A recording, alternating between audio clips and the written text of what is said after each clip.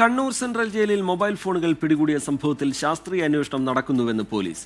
ഫോണുകൾ എങ്ങനെ ജയിലിൽ എത്തുന്നു എന്നതിനെ കുറിച്ച് വിവരങ്ങൾ ലഭിച്ചെന്ന് city police commissioner P Nithin Raj 24 പറഞ്ഞു. കഴിഞ്ഞ 4 മാസത്തിനിടെ ജയിലിൽ ഫോണുകൾ പിടികൂടിയതുമായി ബന്ധപ്പെട്ട് 9 കേസുകളാണ് രജിസ്റ്റർ ചെയ്തത്.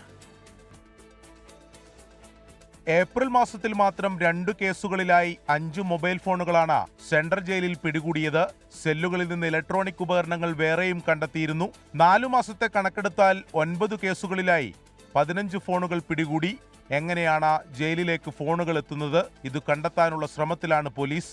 ഇതുമായി ബന്ധപ്പെട്ടിട്ട് ആ പരിസര പ്രദേശങ്ങളും ആ പരിസരത്ത് വന്നു പോകുന്ന ആൾക്കാരും അതല്ലെങ്കിൽ അത് ആരെയാണ് ലക്ഷ്യം വെക്കുന്നത് എന്നുള്ളതിനെ പറ്റിയിട്ടൊക്കെ പോലീസ് ഇപ്പോൾ അന്വേഷണം ആരംഭിച്ചിട്ടുണ്ട്. കണ്ണൂർ ടൗൺ സ്റ്റേഷനിലാണ് ഈ കേസ് അന്വേഷിക്കുന്നത്. ആ മൊബൈൽ ഫോണും അതുമായി ബന്ധപ്പെട്ടുള്ള ഗാഡ്ജറ്റ്സിൻ്റെ കൂടുതലായിട്ടുള്ള ഫോറൻസിക് എക്സാമിനേഷൻ ചെയ്താൽ മാത്രമേ നമുക്ക് അതിൻ്റെ കൂടുതൽ ഇൻഡെപ്ത് ഡീറ്റെയിൽസിലേക്ക് പോകാൻ പറ്റുള്ളൂ. അതിൻ്റെ അന്വേഷണം നടക്കുന്നുണ്ട്. മതിലിന് പുറത്തുനിന്ന് ജയിൽ വളപ്പിലേക്ക് ഫോണുകൾ എറിഞ്ഞു കൊടുക്കാനുള്ള സാധ്യതയാണ് കൂടുതലെന്ന് കമ്മീഷണർ.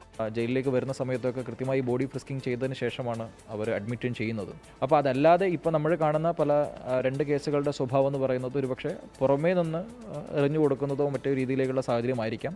ഇതുമായി ബന്ധപ്പെട്ടിട്ട് നമ്മൾ ഒരു പരിശോധന നടത്തിയിട്ടുണ്ട്. ഇൻവെസ്റ്റിഗേഷനുമായി ബന്ധപ്പെട്ട് കുറച്ച് ലീഡ്സ് നമ്മുടെ കയ്യിലുണ്ട്. അത് കൂടുതലായിട്ട് അന്വേഷണത്തിന് ശേഷം മാത്രമേ നമുക്ക് ഡിസ്ക്ലോസ് ചെയ്യാൻ വേണ്ടി കഴിയൂ. സെല്ലുകളിൽ പരിശോധന കൂടുതൽ ശക്തമാക്കാനാണ് ജയിൽ അധികൃതരുടെ തീരുമാനം. ഫോണുകൾ ജയിലിൽ എത്തിക്കുന്നതിൽ ഉദ്യോഗസ്ഥരുടെ ആരുടെയെങ്കിലും സഹായം ലഭിക്കുന്നുണ്ടോ എന്നതും പോലീസിന്റെ അന്വേഷണ പരിധിയിലുണ്ട്. 24 കണ്ണൂർ.